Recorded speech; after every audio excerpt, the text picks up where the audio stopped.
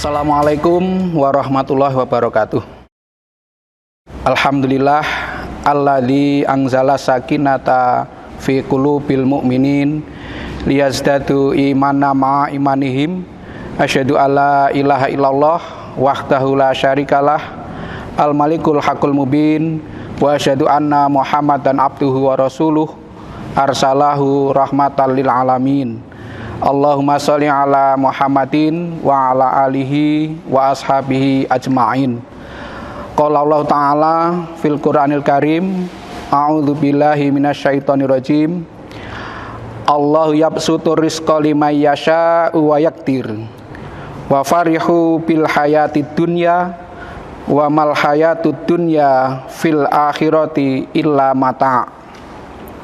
Pemirsa yang berbahagia, dalam surat Ar-Ra'd ayat 26, Allah Subhanahu wa taala berfirman bahwa Allah yang meluaskan rizki kepada siapa yang dikehendakinya, juga yang mencukupkan atau membatasi rizki kepada yang dikehendakinya.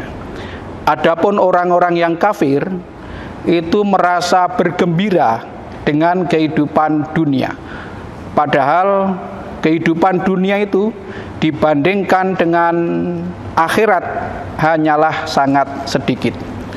Pemirsa yang dirahmati Allah, ayat ini memberikan pelajaran kepada kita sekalian bahwa semua orang tidak tahu, termasuk yang diluaskan atau disempitkan rezekinya.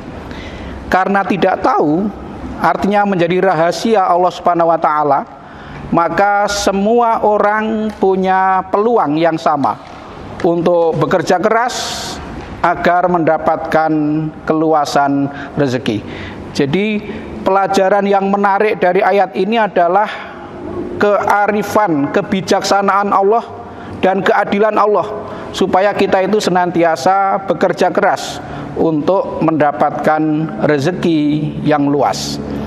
Jamaah yang dimuliakan Allah, ayat ini juga memberi pelajaran kepada kita sekalian bahwa luas dan sempitnya rezeki itu sama sekali tidak tergantung tingkat keberagaman seseorang. Dalam kehidupan sehari-hari sering kita saksikan orang yang beragamanya itu relatif tidak bagus, tetapi rezekinya lancar-lancar saja. Sebaliknya, orang yang tekun beribadah, dilalah kok ada yang rezekinya seret.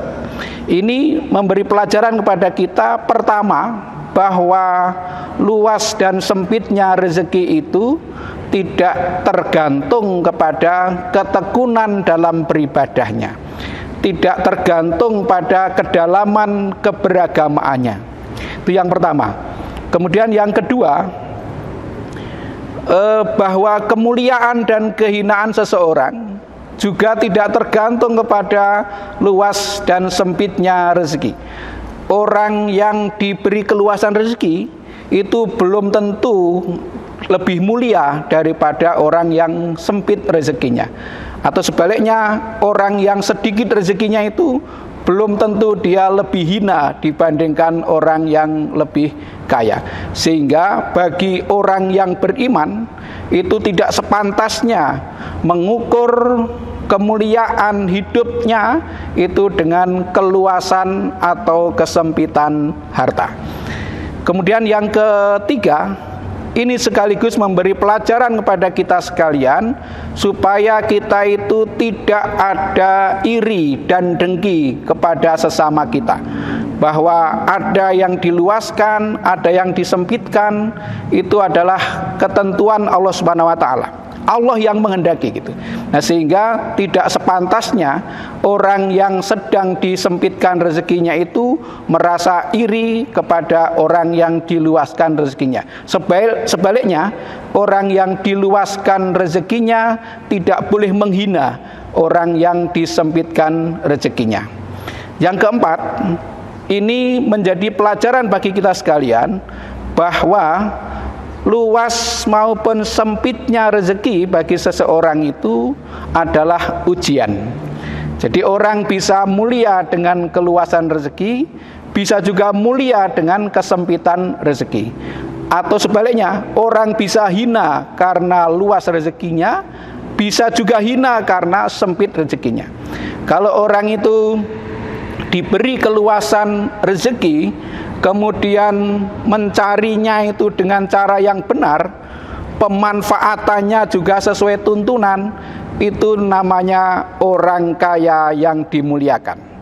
Sebaliknya, orang yang disempitkan rezekinya, kemudian tetap bahagia, tetap sabar, tetap qanaah, maka itu juga orang yang lulus ujian. Dia meskipun rezekinya tidak banyak, termasuk orang yang mulia juga. Itu bagi orang yang beriman.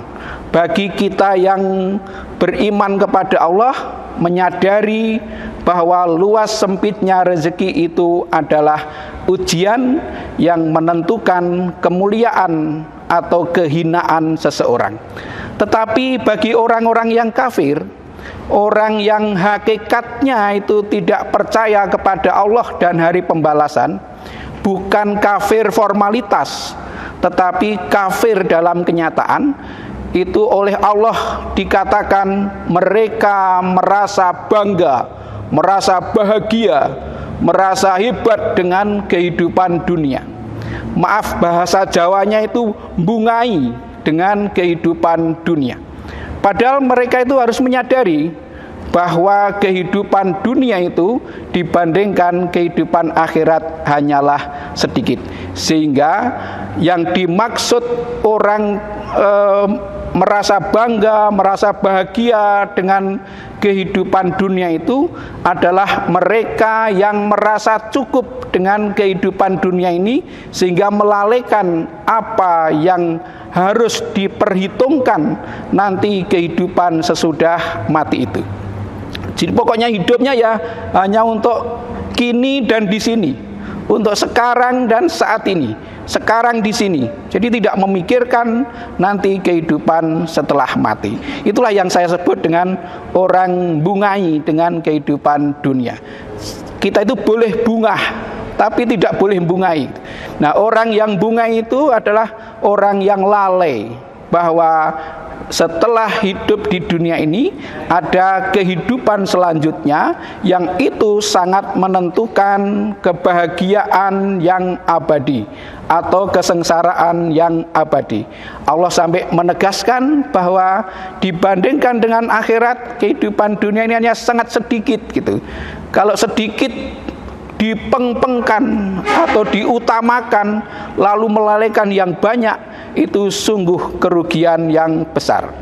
Dalam surat Al-Mu'minun ayat 55-56 Allah berfirman, A'udzubillahi minasyaitonirrajim, ayahsabuna annama numidduhum bihi min mimali wa banin nusari'u lahum fil khairat bal la yash'urun. Apakah mereka mengira bahwa harta dan anak-anak yang kami berikan itu kepada mereka itu berarti bahwa kami bersegera memberikan kebaikan kepada mereka? Tidak, kata Allah.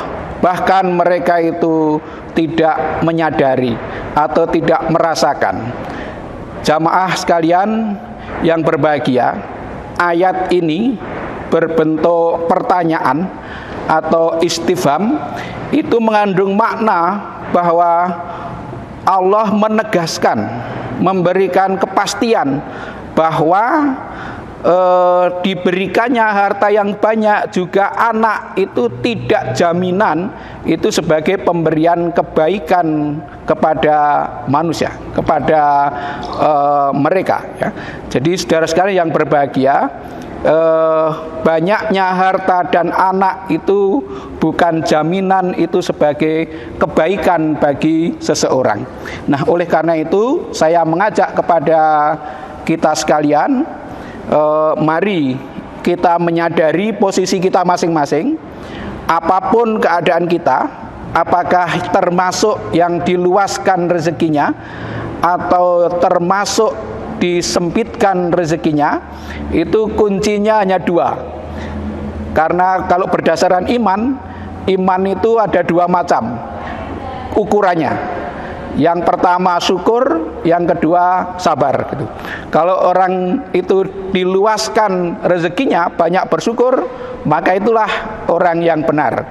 Disempitkan rezekinya kemudian bersabar, itulah orang yang benar imannya. Nah, saudara sekalian yang berbahagia, siapa yang salah imannya itu, atau bahkan imannya tidak benar, atau tidak beriman bahkan, yang tadi saya sebut bungai dengan kehidupan dunia, itu adalah mereka-mereka yang disebut dalam Al-Quran surat Ar-Ra'd ayat 25. A'udzubillahi minasyaitonirrajim. Walladzina yanquduna ahdallah mim ba'di mitsaqih wa yaqta'una ma amarallahu bihi ayyusala wa yufsiduna fil ardh ulaika lahumul la'natu walahum su'addar. Yaitu orang-orang yang merusak perjanjian. Jadi merusak apa yang sudah disepakati perjanjian itu. Jadi ayat ini memberi gambaran kepada kita sekalian tentang orang yang bungai dengan kehidupan dunia itu ditandai dengan pertama, orang yang melanggar dan merusak perjanjian ketika sudah disepakati. Jadi tidak mentaati apa yang menjadi komitmen bersama itu. Itu satu. Kemudian yang kedua, orang yang memutus apa yang Allah perintahkan untuk disambungkan. Memutus hubungan antara orang berilmu dengan orang yang menuntut ilmu. Memutus hubungan silaturahim, memutus kekerabatan gitu. Karena saking kayanya itu terus saudara yang miskin itu dijauhi. Itu namanya memutus ya. Dan sebagainya. Kemudian yang ketiga, selalu berbuat kerusakan di muka bumi. Nah, itulah orang-orang yang bungai dengan kehidupan dunia. Apa di antara contoh orang yang berbuat kerusakan di muka bumi itu? Misalnya orang yang perbuatannya jahat, orang yang perilakunya bejat, orang yang mendolimi diri sendiri atau mendolimi orang lain, orang yang mengajak kepada agama selain Allah, orang yang berlaku aniaya terhadap jiwa maupun harta. Jadi menganiaya diri sendiri maupun menganiaya orang lain. Orang yang mengubarkan peperangan, orang yang menebarkan kebencian, suka membuat berita yang membuat orang menjadi berselisih. Nah, itulah orang-orang yang berbuat kerusakan di muka bumi. Mereka itu mendapatkan laknat dari Allah dan akhir kehidupan yang sangat jelek. Yang dimaksud mendapat laknat di sini adalah terusir dari rahmat Allah dan dijauhkan dari kebaikan-kebaikan hidup di dunia dan di akhirat. Jamaah yang dimuliakan Allah, mudah-mudahan apa yang saya sampaikan itu memberi pelajaran kepada kita sekalian bahwa luas dan sempitnya rezeki adalah ujian bagi kita sekalian. Apakah kita termasuk lulus ujian sehingga menjadi orang yang mulia, atau gagal ujian sehingga menjadi orang yang hina? Apakah hina karena luasnya harta atau karena sempitnya harta? Mudah-mudahan kita termasuk orang yang dimuliakan oleh Allah, baik ketika luas rezekinya maupun ketika sempit rezekinya. Mudah-mudahan bermanfaat. Billahi taufik wal hidayah. Nasrun minallah wa fathun qarib. Assalamualaikum warahmatullahi wabarakatuh.